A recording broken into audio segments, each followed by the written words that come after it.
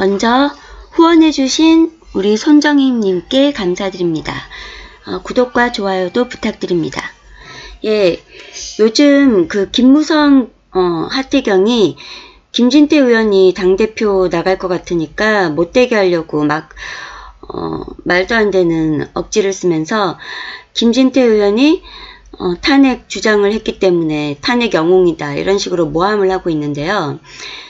이들로 볼 때는 김진태 의원이 당대표가 되면 공천권을 갖게 되니까 자기네들이 공천을 못 받아서 국회의원이 못 되면 의원내각제고 분권형 대통령제고 나발이고 성공해봤자 자기네들이 누릴 수가 없겠죠. 그러니까 필사적으로 막으려고 음해를 하고 있는 것으로 보이는데요.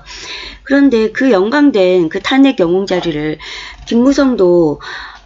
박지원도 김무성이 금메달을 입고 자기가 은메달이라면서 그 영광된 자리를 김무성한테까지 물려줬는데 참 그 영광된 자리를 김진태 의원에게 양보를 하려고 하네요. 그렇지만 왜 박지원이 김무성 보고 탄핵 금메달이라고 하는지 그것에 대해서 제가 어제 방송에서 그 김진태 의원에 대한 그 공격에 대한 그 방송에 대해서 하다가 생각을 해보니까 정말로 탄핵을 만약에 물론 김진태 의원은 탄핵을 의결할 때 의석수가 새누리당이 유리하니까 부결을 시켜서 이런 정쟁을 종지부를 찍으려는 목적도 일부 있었을 것이라고 저는 거의 전부였을 것이라고 생각을 하긴 하는데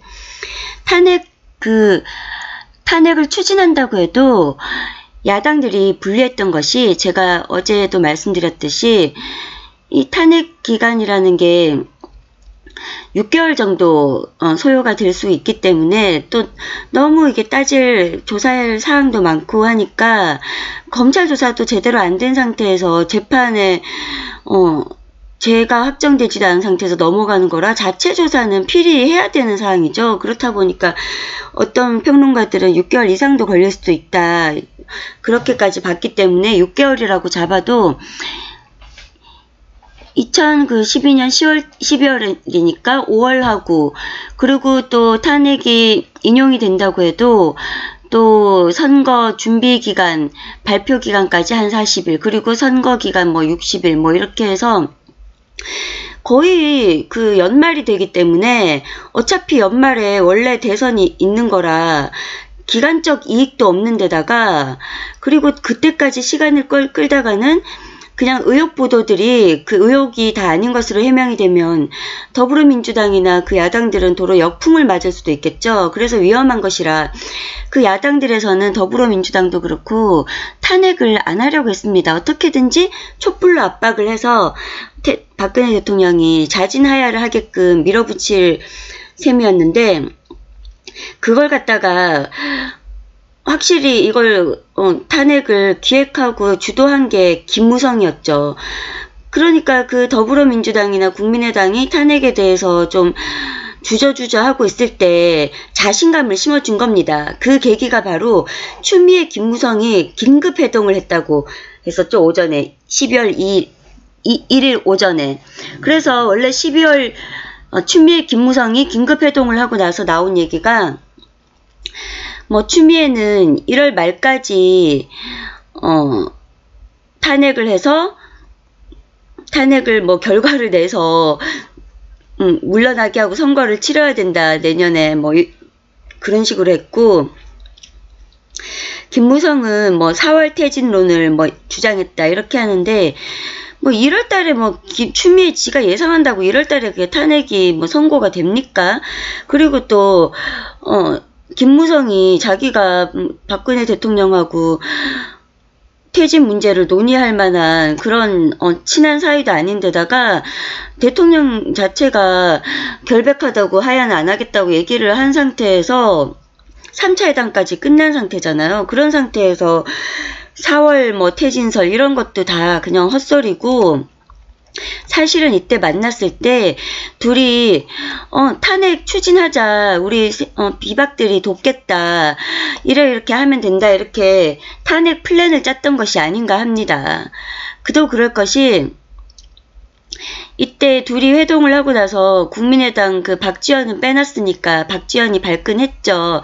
했는데다가 그리고 또 박지원 말이 새누리당 비주류, 그러니까 비박이 확실히 동의가 되지 않는 이상 그 탄핵 의결을 너무 성급히 해서는 안 된다, 이렇게 주장을 했었는데, 그러니까 김무성, 추미애가 만나고 나서 이제 확실시 된 거죠. 확실시 됐는데 아직까지는 국민의당 박지원한테는 그 얘기가 안 들어갔던 상황이었던 거죠. 그래서 9일에 하자, 그렇게 얘기를 한 거죠. 왜냐면 그 새누리당 그 비주류 그 사람들이 확실히 동의를 했는지 확인할 필요가 있는 거죠, 시간이. 그렇게 해서 저는 이때 회동 때 이미 김무성이 주도적으로 추미애한테, 원래 추미애가 박근혜 대통령과 단판을 지으려고 했었습니다. 면담을 하려고 했는데, 면담할 게 뭡니까? 하야하라고 협박하려고 그랬겠죠. 그랬는데 급하게 취소라고 김무성을 만났다는 겁니다. 그거는 김무성이 탄핵으로 가자 이렇게 꼬시려고 만난 거라고 저는 보이는데요. 이렇게 하고 나서 이날 오후에 또 이런 일이 있었습니다.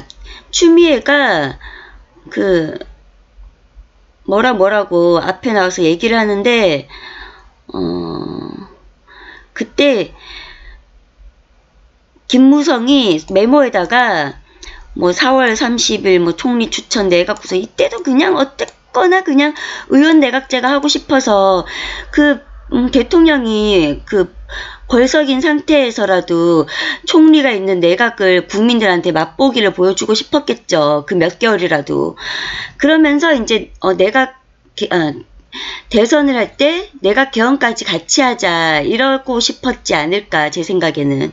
그랬는데 하여튼 그게 중요한 게 아니고, 그 탄핵 합의 1월 말 헌재 판결, 1월 말 사퇴, 이거는 뭐 추미애가 주장했다고 하는 것인데, 1월 말 뭐 한 달 만에 이게 그 대통령 탄핵이란 중차대한 걸 할 수가 없죠. 뭐 검찰에서도 제대로 조사된 것도 아직 부족하고, 그리고 일단 대통령 형사 부소치 특권이 있는데 그 형사상인 거 내란 외환죄 외에는 아예 형사 부소치라서 재판을 받아서 유죄 확정도 받을 수 없는 상태에서 만약에 헌재로 간다면 어차피 법원에서 형사 유죄를 받지 않는 이상 그것도 사실 안 되는 거지만, 그래도 적어도 헌법재판소에서라도 직권조사를 엄청 많이 해야 되는 건데 한 달 만에 뭐 헌재 판결 사퇴, 말도 안 되는 거죠. 말도 안 되는데 그냥 이것은 박근혜 대통령이나 그 새누리당 의원들을 압박하기 위해서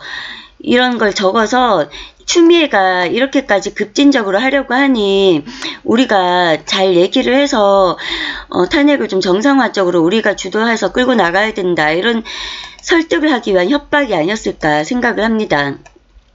추미애나 그 민주당에서는 그때 12월 2일에 왜 빨리 탄핵 의결을 해야 된다고 주장을 했냐면, 그래야지 자기네들 계산에서는 박한철이 나가기 전에 탄핵 인용을 완벽하게 할 수 있다는 거죠. 박한철이 나가게 되면은 또 새 그 임명을 해야 되는데, 그렇게 되면은 그 박근혜 대통령의 몫이기 때문에 황교안 대행이 임명을 해야 되냐 말아야 되냐 이런 논란에 부딪히고, 그렇다고 해서 모자라게 해버리면은 그것도 나중에 무효의 빌미의 여지를 둘 수 있기 때문에 시간이 급했던 거죠. 그랬는데 이 부분도 아마 김무성이 추미애한테 그랬을 거라고 생각합니다. 그 헌재 9명 중에 박근혜 대통령이 임명했던 사람은 서기석, 조용호 두 사람밖에 없었습니다. 그때 나머지 한 3명인가 4명인가 그게 우파 쪽에서 임명된 헌재 재판관들이긴 했는데, 4명이 다 보면은 이명박이 임명했거나 이명박 정권에서 임명됐거나 새누리당에 임명됐거나 그런 사람들이기 때문에, 어떻게 보면은 새누리당에서까지 탄핵을 찬성해서 가결을 시키게 되면 국회에서도 탄핵하자는 의견이기 때문에 새누리당까지, 그 새누리당이나 이명박 정권에서 아니면 양승태도 이명박이 사실상 임명을 한 거기 때문에 양승태가 임명한 헌재 재판관도 이명박이 임명한 거나 마찬가지입니다. 그랬기 때문에 이 불법한 헌법 제84조를 위반한 대통령 형사 불소추 특권을 위반한 그런 헌재 재판까지 탄핵 소추가 되는 것을 양승태가 방치를 한 셈이죠. 방조를 했더니 지금 자기도 천벌받고 있죠. 사법농단이라고 하면서. 이렇게 법치가 무너지게 방조한 그 죄가를 받고 있는 겁니다. 천벌을. 하여튼 간에 그래서 그 헌재 재판관들도 어떻게 보면은 김무성 손아귀 안에 있는 겁니다. 우파에서 임명됐다고 하는 4명 정도는요. 그랬는데다가 그 중에 안창호 같은 경우에는 친형이 문재인 대선 캠프에 들어가 있었죠. 그 준비 캠프에 들어가 있었고, 그래서 그 당시에 나왔던 소문이 그래도 헌재 재판관 8명 중에 2명은 확실하다, 이런 소문이 있었습니다. 왜냐면 그게 박근혜 대통령이 임명했던 분들이기 때문에. 그런데 이제 탄핵 그 선고 직전에도 직전날 그런 소문이 또 돌았습니다. 8대 0이 될 거다. 그래서 청와대 쪽에도 아마 그 소문이 들어갔겠죠. 그런데 그 8대 0을 갖다가 청와대 쪽에서는 좋은 의미로 해석을 했었습니다. 그때 김평우 변호사가 아주 탄탄한 법 이론을 가지고 열심히 투쟁을 해줬고, 그런 사안들이 많이 국민들한테도 알려졌다고 생각을 해서 청와대에서 방심을 한 건지 모르겠지만, 그 8대 0이라는 게 탄핵 기각이나 각하가 8대 0이라고 잘못 해석을 한 겁니다. 그랬는데 결국은 탄핵 인용 파면으로 8대 0이 됐죠. 그랬는데 그 8대 0이 그 믿었던 서기석 조용호까지 걔네들이 포섭을 한 이유가, 왜냐면 이명박 정권이나 그 좌파 쪽 헌재 재판관들이 다 탄핵에 찬성을 하고 박근혜 대통령이 임명한 2명은 반대를 했다. 이렇게 되면은 사실 이 대통령에 대한 권력적인 이런 헌법 재판이라는 것은, 탄핵 재판이라는 것은 법리 우선이라기보다는 누구에 의해, 어떤 권력에 의해 임명되었느냐, 그걸로 결정되었다고 비칠 수 있는 여지가 큰 거죠. 그렇기 때문에 그때 당시에 노무현 때와는 달리 바로 누가 탄핵을 찬성했는지 반대했는지 다 공개가 되는 것이기 때문에 그 바로 추후에 있을 소요라든가 협박이나 뭐 그런 것들이 두려웠을 거라고 봅니다. 어차피 탄핵이 되는 마당에 당신들 조용호 서기석 그 박근혜 대통령이 임명한 당신 재판관들이 피해를 볼 필요가 없고, 그리고 또 이 재판에서 만약에 탄핵 재판에서 뭔가 비의사실이 있는 것처럼 돼서 같이 적폐청산을 숙청을 당하고 싶냐, 이런 협박에도 시달리지 않았을까 생각을 합니다. 그래서 어차피 무용지물인 상태라 같이 그냥 탄핵에 인용에 동참하지 않았나, 저는 그렇게 생각이 드는데, 그런 이 탄핵 이 플랜을 짜고 주도한 것이 바로 김무성이라고 생각이 된다는 겁니다. 저는 그렇게 해서 또 뭐라고 했냐면, 앞에 나가서 추미애가 뭐라고 짓거렸는데 그거를 김무성이 메모를 해서 그 기자들 보라는 듯이 보여줬다는 겁니다. 원래부터도 김무성이 자주 쓰던 수법이라고 합니다. 거기 뭐라고 썼냐면 행상책임, 형사 X라고 썼습니다. 이게 뭘 의미하냐면 행상책임이라고 해서 잘 쓰지 않는 용어입니다. 그랬는데 언론 보도에서는 추미애가 판사 출신이기 때문에 판사들끼리 뭐 법원에서 잘 가끔 쓰는 용어를 선택을 했다, 이렇게 하면서 뭘 제시했냐면, 여기서도 김무성이 박근혜 대통령에 대한 그 형사 불소추 특권, 그 84조를 고려를 해서 자기네들끼리 작전을 짰다는 겁니다. 어차피 대통령 형사 불소추 특권 때문에 형사죄에 대해서는 유죄 확정이 안 되기 때문에 소추도 안 되고 재판이 안 되고 유죄 확정이 안 돼서 무죄 추정의 원칙에 의해서 무죄로 되기 때문에 형사건으로 거는 것이 아니다. 이 대통령 탄핵은 형사죄가 아니다. 행상책임이라고 해서 대통령으로서의 자격에 대한 그것을 탄핵에 묻겠다. 그렇기 때문에 헌법 제84조 위반이 아니다.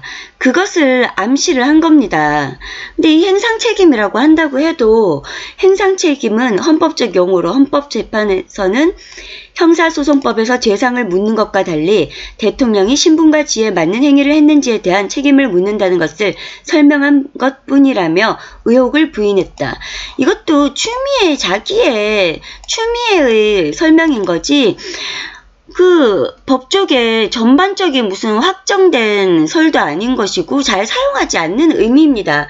그리고 그렇다고 해서 헌법의 제84조 대통령 형사 부소추 특권을 피해갈 수는 없는 거죠. 왜냐하면 형사 부소추 특권은 명백하게 내후 외환의 제외에는 형사 소추를 하지 않는다고 되어 있기 때문에 그러니까 자기네들은 형사소추와 상관없이 대통령 신분과 지위에 맞는 행위를 했냐 그것에 대한 책임을 묻는다는 것인데 신분과 지위에 맞지 않다고 해서 대통령 탄핵을 한다고 헌법에 나와 있지 않습니다. 헌법과 법률을 위반해야 되는 것이지 일단 형사 불소추 특권에 의해서 형사 유죄 확정이 안 됐기 때문에 법률 위반은 아닌 것이죠.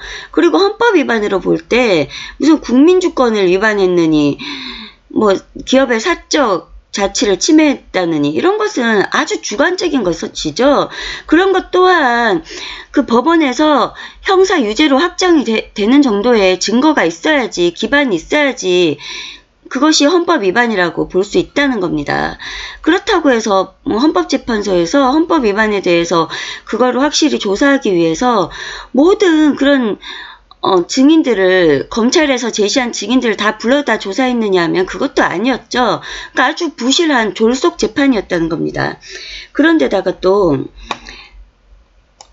김무성도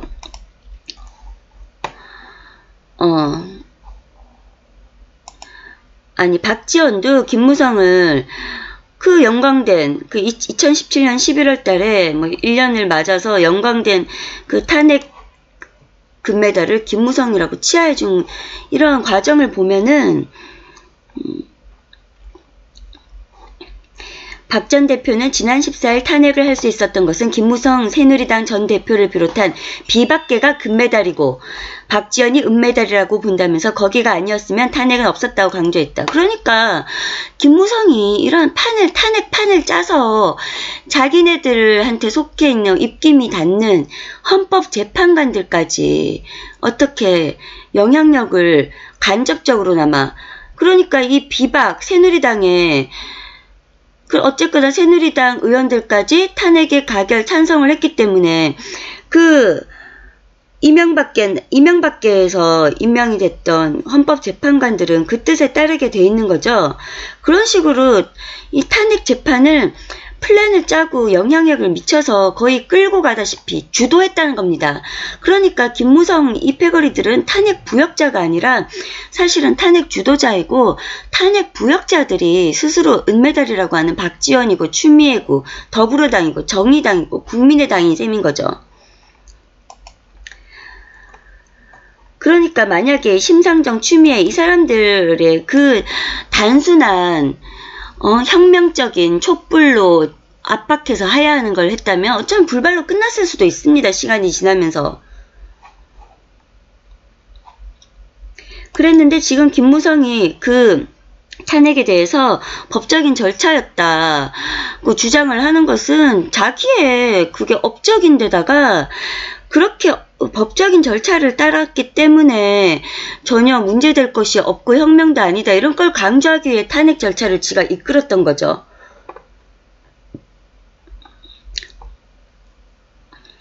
그리고 또 의석수 확보가 쉽지 않았을 것 같은데 그러니까 국민의당에서만 해도 야당에서도 탄핵에 대해서 만약에 부결이 되거나 탄핵 재판까지 가서 만약에 탄핵이 기각이 되거나 이러면 자기네들이 역풍을 맞기 때문에 불안해했었습니다. 그리고 시간이 너무 걸리고 기간이 또 너무 걸려서 기간적 이익도 없고 그 사이에 또 사실이 밝혀질 수도 있고 그렇기 때문에 민주당 같은 경우에도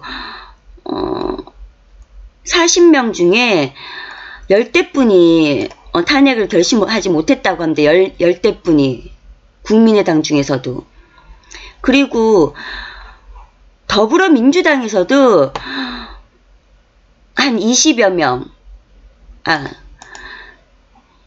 더불어민주당에서도 하여튼 다 찬성을 하지 않았다는 거죠. 그러니까 한 몇십 명이 빠진다는 겁니다. 그러니까 만사부려 튼튼이니 40석의 비박 의원을 포섭해야 한다고 봤다. 비박계 동의를 어떻게 얻어냈나? 김무성 전 대표를 접촉해서 40명을 확보해달라고 했다. 그래야 우리가 탄핵이 될 수 있다. 20명이 빠지니 튼튼하게 해야 했다. 그랬더니 김 전 대표가 40명이 됐다고 해서 제가 중간 발표로 40명이 확보돼 있다. 이렇게 얘기했는데 박 전 대통령이 제3차 담화를 발표했다. 국회에서 모든 것을 정해주면 그 일정대로 따르겠다고 하니까 사실 비박들은 어떻게 됐든 박 전 대통령과의 정치적 인연이 있으니 12월 7일까지 요구 조건을 내세웠다. 기다려보겠다고 했지만 그러나 도저히 안 될 것 같았다. 안 될 것이다. 그런데 우리는 12월 2일 상정하게 돼 있었다.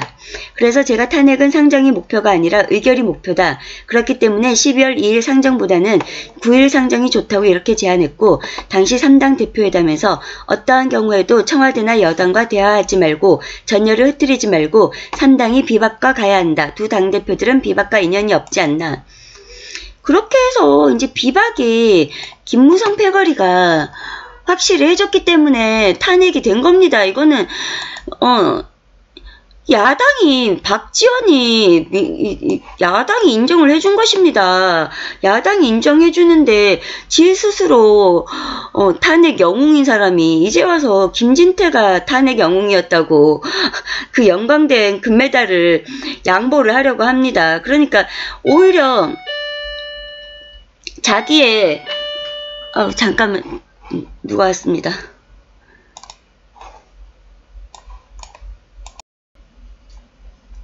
예, 그래서 요즘 김무성이 하도 오래돼서 자기가 이 탄핵의 영웅이었다는 것을 잊어버렸나 해서 제가 그 탄핵 당시에 김무성 지가 어떤 일을 했는지 기억력을 보완해주는 차원에서 한번 상기시켜줬습니다. 김무성이 그 탄핵 연대로 좌파와 한몸이 되더니 아주 지금 좌파 체질이 다 됐나 봅니다. 거짓말을 밥 먹듯이 합니다. 아주. 그때도 그 홍문종, 윤상현 의원하고 권성동, 김무성하고 만났을 때도 그러고 나서 기자회견을 지가 했습니다. 어디 그 의원 중에 하나가 박근혜 대통령, 이명박 대통령 불구속 재판 받아야 되지 않겠냐 얘기를 해서 자기가 앞장서겠다 얘기를 했었다고 추진하기로. 그래놓고 그 다음날에 또 기자들이 물으니까 자기는 박근혜 대통령 불구속 재판 결의한 적 없다 이러고 또 거짓말을 하고 나중에 또 홍문종 의원한테 들어보니까 그 불구속 재판 얘기 꺼낸 것도 다른 의원이 아니고 김무성 지였다고 합니다. 그리고 또 뭐 정규재 주필한테는 박근혜 대통령이 그 당 대표였던 자기를 만나주지도 않았다고 해서 정규재 주필도 그것에 대해서 비판을 하는 무슨 SNS 글도 쓰고 해서 고성국 박사가 찾아봤는데 그냥 언론 보도 자료에서만 해도 여럿이 만난 것도 있고 그리고 또 뭐 독대한 것도 있고 뭐 그랬다고 합니다. 그리고 그렇게 거짓말을 하고 보니까 아주 요즘 거짓말을 밥 먹듯이 하는 게 완전히 좌파가 체질화가 된 것 같습니다. 그러니까 더더욱 요번 한국당 전당대회에서 당대표가 김진태 의원으로 몰아서 뽑아줘야 되고 그래야 태극기 우리 애국당과 태극기 세력 다 함께 할 수 있고 다른 친박이 돼도 애국당이나 태극기 세력과의 연대 사실 뭐 확실하게 기대는 할 수 없고 김진태 의원도 어젠가 그젠가 펜앤마이크 나와서 당대표 되면은 이제 태극기 세력의 국민의 뜻을 받들어서 장외투쟁해야 된다고 얘기를 했고, 그리고 또 지금 구속되어 있는 애국자들도 다 구하게 하겠다. 지금 한국당에 봉사하시는 변호사들 다 연결해가지고 구출하게끔 하겠다. 아무래도 그 변호사들이 그냥 보통 변호사도 아니고 제일 큰 야당에 속한 변호사들이기 때문에 영향력이 가볍진 않을 거라고 기대를 합니다. 그렇기 때문에 일단 이 김무성, 하태경 이놈들이 반대하면 반대할수록 김진태가 되면은 자기네들한테 안 좋기 때문에 이렇게 공격을 하면서 유치하게 억지 공격을 하면서 방해를 하는 것이잖아요. 그런 만큼 우리가 얘네들을 꺾어야 되기 때문에 더더욱 김진태 의원이 당대표가 돼야 되고, 또 이 밑에도 보면은 권성동에 대해서도 나와 있더라고요. 권성동 당시 법사위원장이 그걸 읽어보고 검사 아니었나? 권 위원장이 당시 잘했다. 비박으로 나갔던 사람이니 그걸 보고 나한테 와서 국민의 당하니 굉장히 잘 썼고 이걸로 해야지 민주당 것으로 해서는 심리가 오래 걸려서 안 된다고 했다. 그래서 그렇게 써서 된 것이다. 그러니까 권성동이 그 탄핵 소추안도 야당인들이 써준 것을, 자기 적들이 써준 것을 막 칭찬하고 코치하고 그것도 또 빨리빨리 끝나도록 이런 해당 행위를 했다는 것입니다. 여적지를. 이게 정상적인 자기가 만약에 박근혜 대통령이 이러이러한 잘못을 했다고 생각을 해서 한다고 해도 최소한 정상적인 절차는 밟게 해야지, 이런 식으로 야당의 적들의 그 소추안을 칭찬해주고 코치하고 더 빨리 돼서 빨리 우리의 정권이 무너지게끔 부역질 정도가 아니죠. 이거는 거의 주도를 했다고 봐야 되죠. 이래놓고 눈물은 왜 흘립니까? 너무 기뻐서 눈물 흘렸답니까? 탄핵 선고할 때?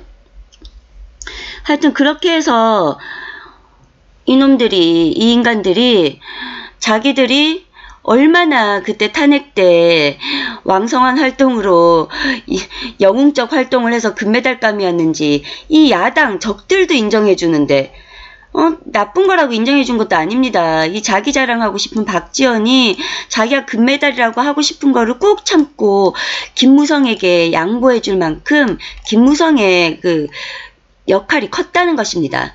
그래서 요즘 머리가 나빠진 건지 기억력이 안 좋아진 건지 진짜 소시오패스가 된 건지 거짓말도 자주 하는 김무성, 하태경, 권성동 이런 사람들에게 기억을 도와주고자 오늘 한번 옛 일을 되짚어 봤습니다. 감사합니다.